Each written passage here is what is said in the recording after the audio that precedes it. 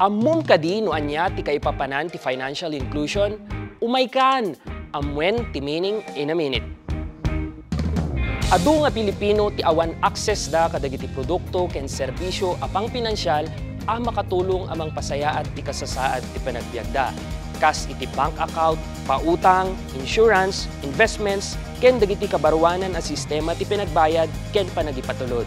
Isu nga paspasing kedan ti Bangko Sentral ng Pilipinas ti financial inclusion ti pagilyan wenno ti panakapaadda ti access kadagiti na duma-duma a produkto ken serbisyo apang pinansyal.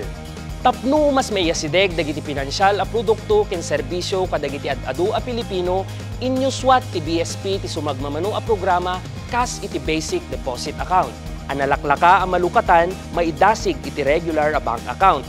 Paleng QRPH ngagpanggep nga maddaan ti transaction account dagiti aglaklako ijay palengke ken agmanmaneho ti pampubliko alugan tapno makaawat dati bayad babaen ti digital awagas.